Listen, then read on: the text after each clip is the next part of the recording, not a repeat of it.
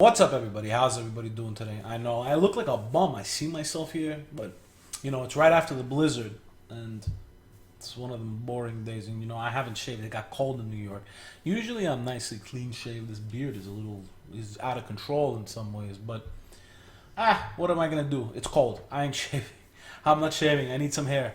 So, anyways, as everybody knows, I'm a New York City cab driver, and I've been promising people cab stories, and I've told people about it and whatever. So I'm gonna give you guys a quick cab story. But before I begin the cab story, I'm gonna tell you guys from now, okay? The type of people that I picked up in this cab story, there's nothing I could do about it. If I could have thrown them out of the cab, I would have, because I don't really like I'm not into this whole thing. But point being is, it's their word against mine. Doesn't matter what they talked about in my cab, what they did, and what was going on.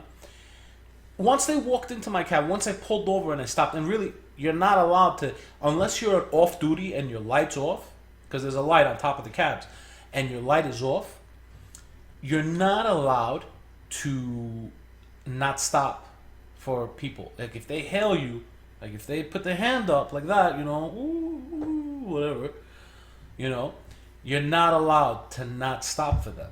All right, it's the law. That's it. It's end of story. I'm not in the mood to get tickets. I'm not in the mood to lose my license. So if I wanted, and then to top it off, I really can't throw anybody out of the cab. They have to be. So it's going to be one of those tonight. One of those.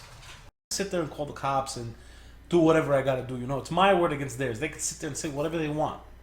So before anybody says anything about this, I cannot do anything about it. Okay?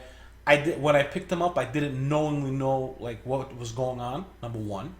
Number two, I took them from point A to point B, which wasn't very far, and I got paid, and that's it. That's all I care about. Get to the fucking point already.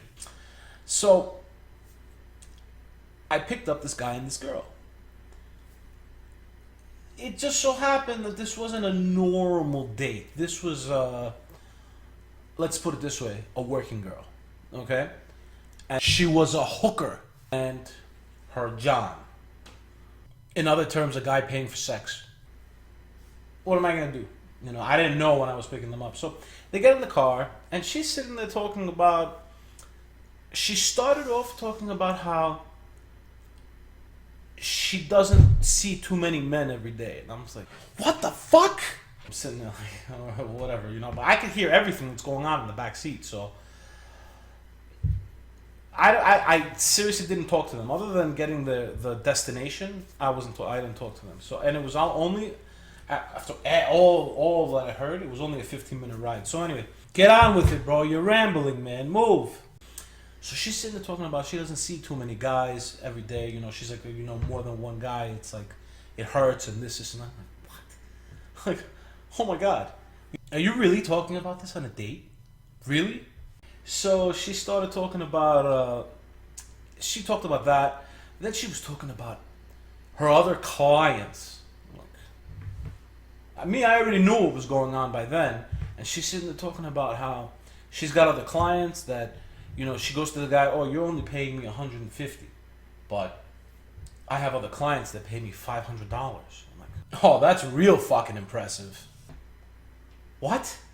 I'm sitting there like, really? She's like, yeah, some Wall Street guys, I get them drugs and stuff, and they end up paying me $500. I'm like, wow, this, I'm sitting there going, whoa, like, what's she talking about? So she started talking about, so eventually she started talking about how she's in a relationship with some guy, but she doesn't really like him. And she goes, I could make you my next boo. She was talking, really, like, you really think that he's even interested to see you more than one night? Like, and then I'm like, oh my God. So she was sitting there telling the guy, she's like, oh, I'm almost 40. And my daughter was telling me how I'm almost 40 and how she's almost 40. And how she's not married and she's not doing anything with her life, and this is her daughter. Her daughter, I think, was like 16 maybe. I'm sitting there and I'm like, so pretty much what she's saying is her daughter's more mature than her. You're getting the talk from your daughter right now, and you're talking about this with somebody else. And I don't know, they started talking about their mothers also. Like, I'm telling you, this was a 15-minute ride. I didn't take him too far.